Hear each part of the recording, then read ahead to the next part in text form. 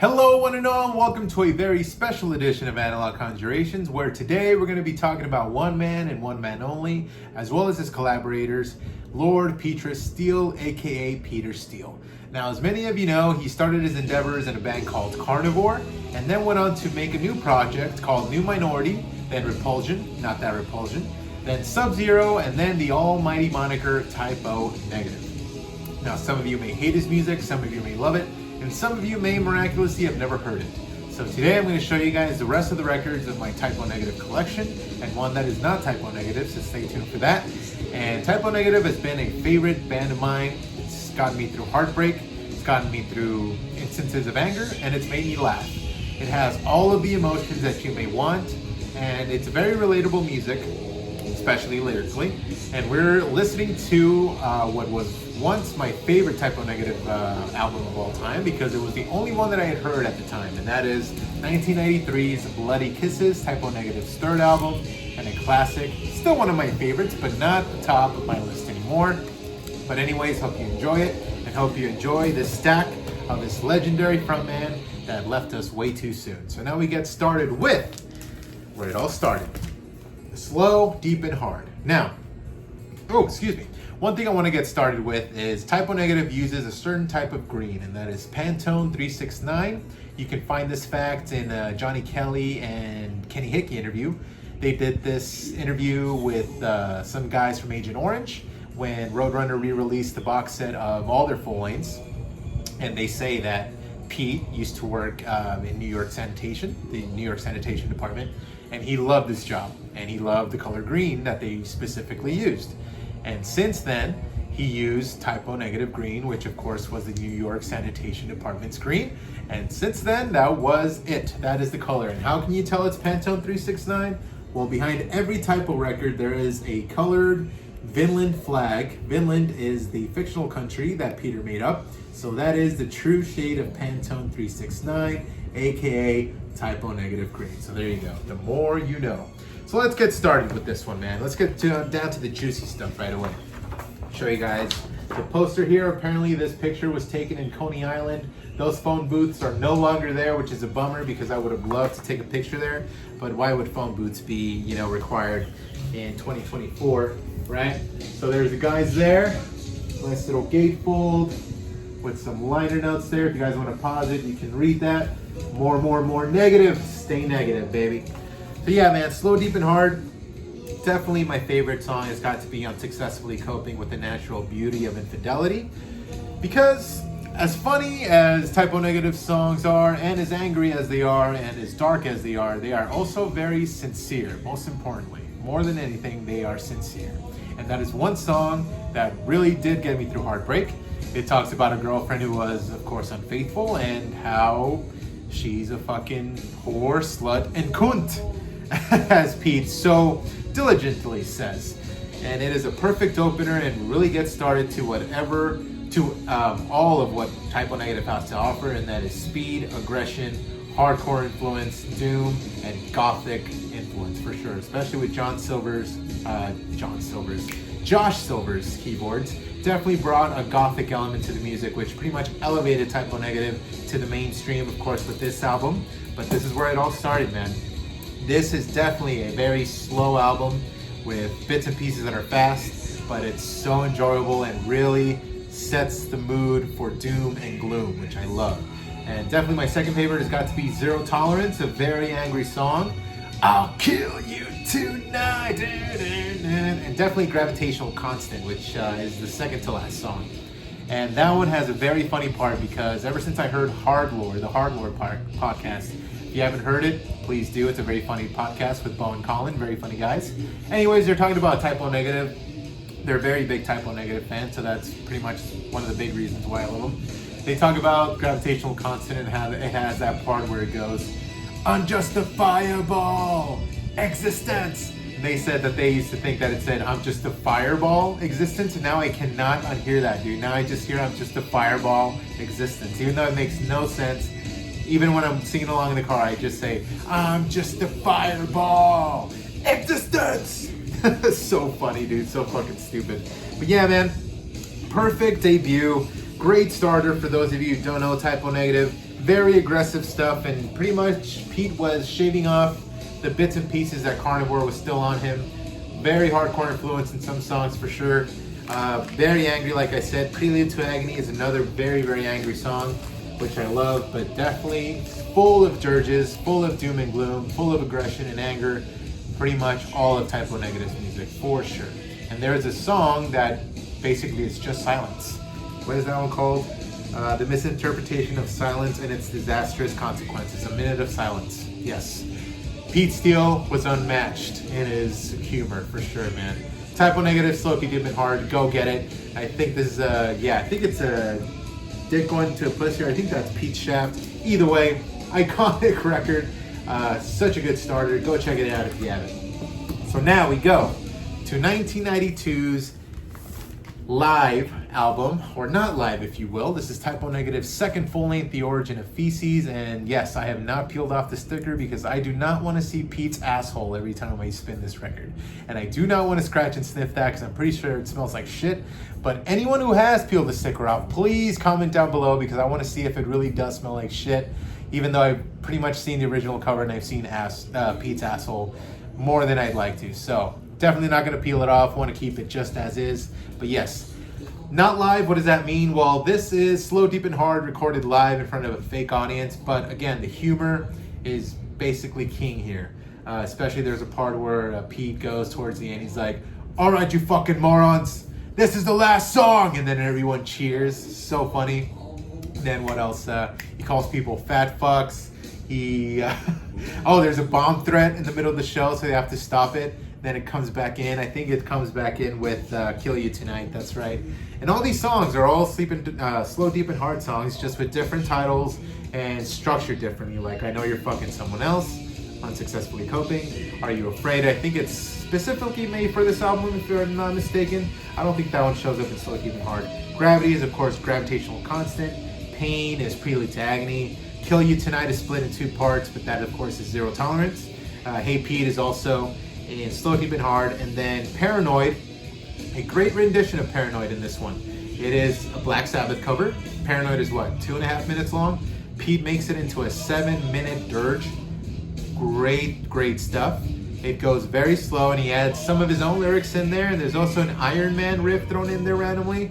Works perfectly, man. Doomy and gloomy. Have I showed you guys the rest of the record here? No, man. I could just talk Type O all day, man. So this video might go a little long, but if you guys love Type O, you're in the right place. So let me show you guys the poster here, the gatefold of the Express Yourself emblem there. Boom. Leave that there in case you guys want to pause it and read this. Very good stuff. Lots of liner notes in these re-releases, which is the main reason why I love them. And I have not shown you the juicy stuff, I think, or have I? I don't know. I kind of blanked out, but here we go.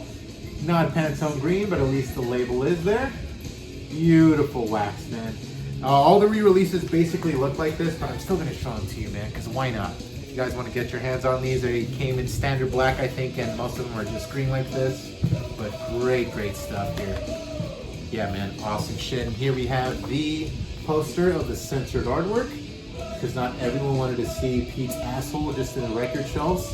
Fucking pussies, man. But yeah, second album, great one from '92, and a great listen, especially if you want a good laugh. A great record to listen to. Very awesome stuff. Origin of Feces, unplugged but plugged. Go get it, man.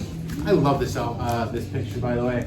There's Pete with a big bass from last time. Kenny with his guitar there, and Josh and Sal all the way back here. Great stuff. This is the Sal era, by the way. Sal was still behind the kid on this one, so just in case you want to know.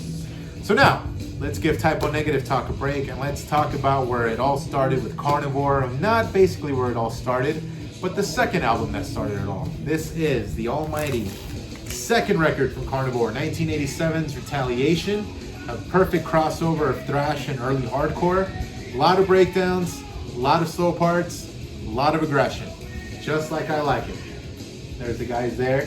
There's Pete, Mark, and Louie. There's the gatefold there with all the lyrics here. Comes with a Jimi Hendrix cover as well, and that is, what is it called? Manic Depression, that's right. Listenable Records Press, like I said in my room tour video. I really love Listenable Records releases, and this one is beautiful. Look at that. Nice little black with white swirl mix. Great stuff. The second record basically looks the same, so I won't show you guys that. This one also contains a 1984 demo from Carnivore. Awesome, awesome stuff. Now for this one, I think I'm going to give you guys 4. For sure, SMD is definitely my favorite song, Suck My Dick. There's a very, very, very gratifying breakdown, 1987 style in that song. It is great, man. Louis' drumming in that song is great. It's very, very nice use of the cymbals, fast, aggressive snare parts, blast beats all over. Suck My Dick for sure is the top one. Race War would definitely have to be my second favorite. I love all the different tempos in that song and the melodies in that one. Race War, man, so good. And definitely I think after that, Inner Conflict, I love the lyrics in that. Very, very, you can definitely feel the emotions in that one. Like Pete is definitely singing from the heart, man. That's why I love Pete, man. He really put everything into his music, and you can definitely tell, especially in Inner Conflict. I think my third one would have to be Manic Depression, no. That is the color. For sure, Technophobia, man. The fast riffing, all by Mark in the beginning. Ooh, unmatched, dude. Hardcore as fuck, for sure. Technophobia, one of the faster songs on here. And if you guys like the more hardcore songs on here, definitely USA for USA, Sex and Violence, and Angry Neurotic Catholics would definitely be the most hardcore songs on here. But it's all great, man. I mean, Ground Zero Brooklyn is another trippy one. And I gotta talk about 5 Billion Dead. That is an instrumental. But if Josh Silver's keyboards were on there, that would definitely be a typo intro for sure.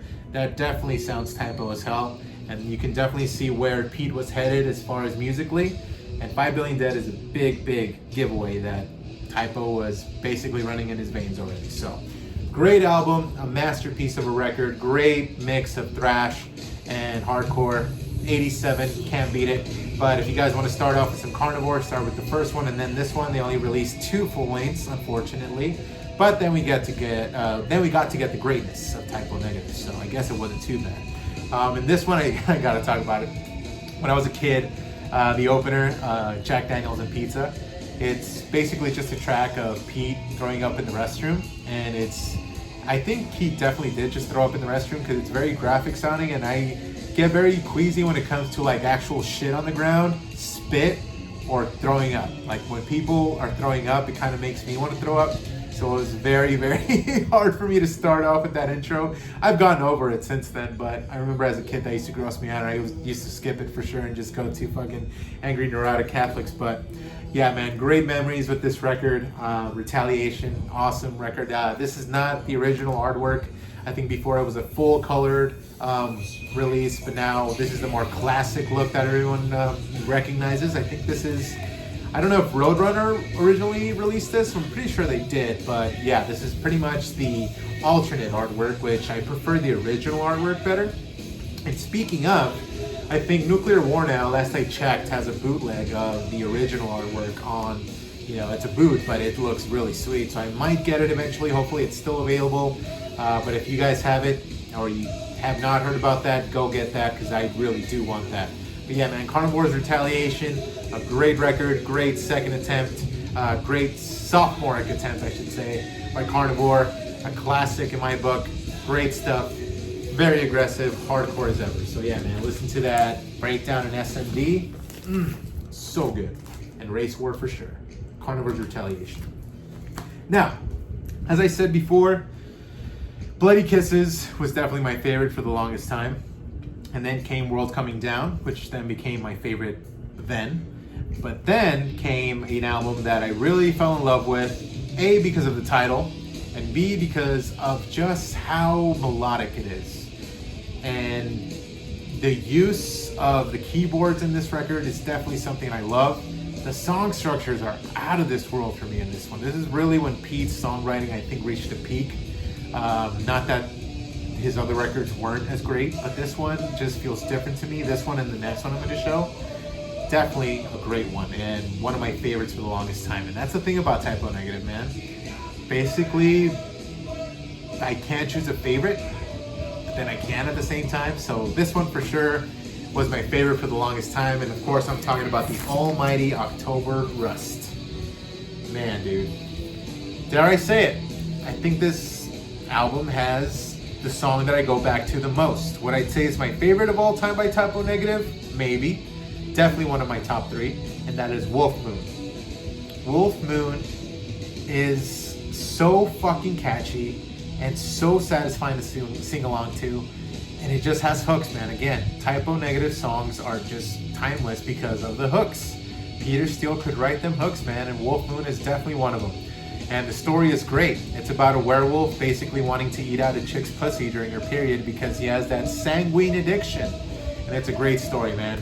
Unholy water, sanguine addiction, those silver bullets, all last blood benediction.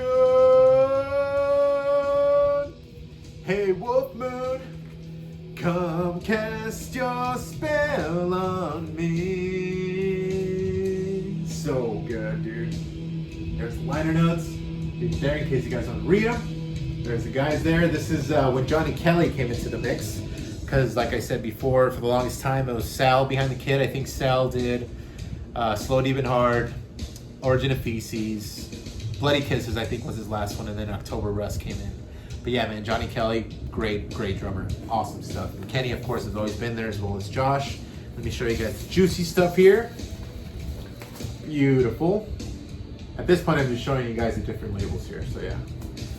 But yeah, dude, what I also love about October Rust is the humor in it.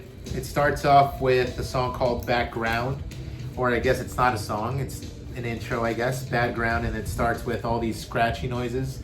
Back in the day, I'm pretty sure people bought it, put it in their CD player, and they're like, what the fuck? Because it sounds all scratched up and there's feedback going on.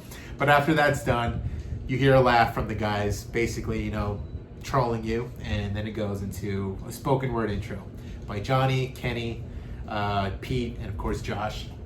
Great stuff, great intro. I think this is the album where Johnny and Kenny said that Pete's behavior in the studio was really bad. No, I think that was World Coming Down. Yeah. And I'm like, dude, imagine, like, even if it was October Rust or World Coming Down, he's like, yeah, man, Pete, you know, it wasn't our best attempts. Like, we were all kind of, like, not feeling it at the time. We were kind of just fucking around too much. And I'm like, imagine if they weren't fucking around. This album is fucking amazing. Imagine if they weren't fucking around, how good, I guess, better the album would be. But to me, there's nothing wrong with this album. But after the background intro, after the spoken word intro, comes in Love You to Death. Definitely my second favorite song on the record. Again, hooks. Black lipstick stains her glass of red wine. I am your servant, may I light your cigarette? Ah, man. Your lips move, yeah, I can hear what you're saying. Praying. They say the beast inside of me is gonna get ya, yeah. Ah, dude, amazing stuff. Okay, so for sure, Wolf Moon, Love You to Death, top 2 tracks for me, but I gotta give you some more, man, because, I mean, Be My Druidess is another great one. Die With Me, a nice acoustic one that is a beautiful song. Seriously, a beautiful song. Great song. A lot of melody in that one. And Burnt Flowers Falling. Yeah, I think she's falling. What a love. Oh. Badass poster, by the way, man. I definitely gotta hang this up, but I cannot find a good frame for this one because it's kind of weirdly shaped. I was gonna put it in one of those, but it's too small, man. It looked too weird. So I definitely have to find a space for this one because this is for sure my favorite poster that comes with the reissues here. Badass shit. But yeah, dude, go listen to Wolf Moon. Tells a great story, has great hooks, and Love You to Death. Be My Druidess, Burnt Flowers Fallen, Die With Me. Bunch of good songs, man. Red Water, Price of Bacchus. Badass shit. Of course, I'm an October baby, so the fact that it's an October Rust record, I may always make sure, actually, when it comes to October, Typo Negative is on pretty much 24/7, dude. Like, I spin Typo Negative so much in October. Just feels right listening to this in the fall, especially after there's a little excerpt of an interview of Pete out there where he talks about how his favorite season is autumn and fall. And yeah, dude, Typo Negative sounds perfect in the fall when the leaves are falling. The weather's gloomy. You know, the sky is overcast. Nice little rainy Halloween night. Definitely perfect for some Typo Negative, man. Especially Haunted, another great one that's on here. But yeah, dude, one of the greatest albums ever written. One of my favorites. But for sure, in recent years, I'm going to talk about my favorite Typo Negative album as of now, as of this day. It might change, I tell you, it always changes for me. Now you listen to Bloody Kiss and I'm like, no, I remember why I fell in love with you. I listen to October Rust, I'm like, I remember why I fell in love with you. And World Coming Down and so on. But for sure, I can definitely say that Life Is Killing Me is definitely my favorite Typo Negative album of all time, I think. I just can't deny it. So many bangers in this one. Now, many of you may know that the most mainstream song, maybe next to Black Number One and Christian Woman, is I Don't Want to Be Me. That was a big hit of theirs. And for the longest time, when I first listened to this record, that's the one I used to go to the most because I didn't listen to the rest of the record because I was a fucking dumb 20-year-old. But once I did, man, once I really listened to the record as a whole, I'm like, dude, this is so good. And Life definitely kills you with this one, man. And of course, as you can see there, this is the first worldwide standalone release on vinyl. And includes 3 pieces of wax here. Yes, 3 records in total. The first 2 discs contain the full-length album, and the third one contains bonus tracks. Admittedly, I haven't heard the third record yet, but I eventually will. But this is a trifold right here with never before seen archival photos, supposedly. I guess it's talking about these. And these are definitely out. I think these were on the CD, the pictures of the feet there with the tags. And there is the other part of the record there. Fucking sweet. Now, I think this comes with 2 booklets. No, I think just one. Yeah, dude, this one's really new to me because I pre-ordered this one around October of last year and I just got it last month. Which, dude, at some point I'm like, these fuckers are never gonna send me my record, man. Like, it's been a long time. So, it finally got to me, and when I opened it, I was like, oh, packaged very well, though. It took forever, but they packaged it very well. This was re-released by Drowned World Records. This is a lyric sheet here. Boom, boom. Oop. Here we go. Pause that if you guys want. Let me show you guys the juicy stuff. And then I'm gonna get to talking about this record because it's my favorite, man. What can I say? This one's kind of a more darker shade of green here. Life is killing me. Life is killing me. All right, guys. So this track listing, man, it's all bangers. Seriously, all bangers. Also contains a cover, Angry Inch, but I'm not gonna talk about that one. That one doesn't count. In my opinion, covers, really, anytime a band covers a song, you can't really include it in the track listing because it's not an original song. So, for sure, A Dish Best Served Coldly is the best song on this record, hands down. There's this part in the middle of the song, that riffing by Kenny, oh, goddamn.